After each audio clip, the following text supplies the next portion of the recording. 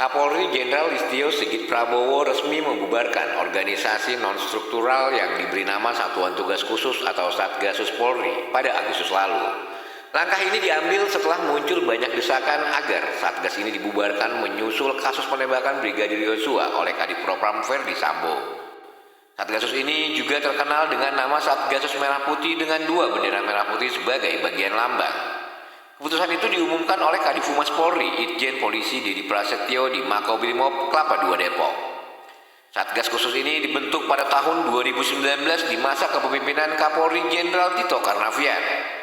Satgasus dibentuk berdasarkan surat perintah nomor 681 tahun 2019 tertanggal 6 Maret 2019. Kala itu Satgasus dipimpin oleh Kabar Eskrim Idam Aziz yang kemudian menduduki jabatan Kapolri pasca Tito Karnavian dan Ferdi Sambo sebagai sekretaris. Ferdi Sambo mulai menduduki posisi sebagai Kasatgasus Merah Putih sejak Mei 2020 saat menjabat sebagai Dirtipidum Bareskrim Polri.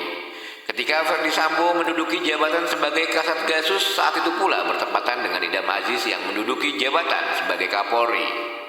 Masa jabatan Sambo diperpanjang hingga 31 Desember 2022 lewat surat perintah nomor 1583 tahun 2022 yang dirilis 1 Juli 2022 saat Listio Sigit menjabat sebagai Kapolri.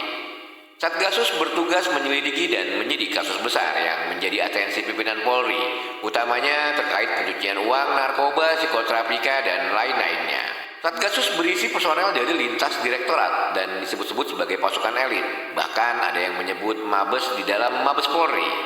Sejumlah kasus besar pernah ditangani Satgasus Merah Putih sejak pertama kali dibentuk, diantaranya kasus sabu 828 kg di Serang, Banten pada 19 Mei 2020. Sabu itu diamankan dari sebuah gudang penyimpanan di Jalan Takari, Kota Serang, Banten. Kasus kedua adalah kasus penembakan 6 Laskar Front Pembela Islam atau FPI terjadi di Jalan Tol Jakarta Cikampek pada tanggal 17 Desember 2020. Ferdi Sambo yang saat itu menjabat sebagai Kadif Propam Polri adalah yang menangani kasus tersebut. Saat itu ia mengerahkan 30 anggota Propam. Selanjutnya adalah pengungkapan kasus jaringan narkoba 200 kilo di Petamburan 23 Desember 2020. Dan yang paling fenomenal adalah pengungkapan kasus jaringan narkoba 2,5 ton di Aceh pada April 2021. Satgasus menguak kasus peredaran narkoba jenis sabu-sabu jaringan internasional Timur Tengah, Malaysia, dan Indonesia. Dalam pengungkapan ini, sebanyak 2,5 ton sabu-sabu berhasil disita sebagai barang bukti dan menangkap 18 orang tersangka.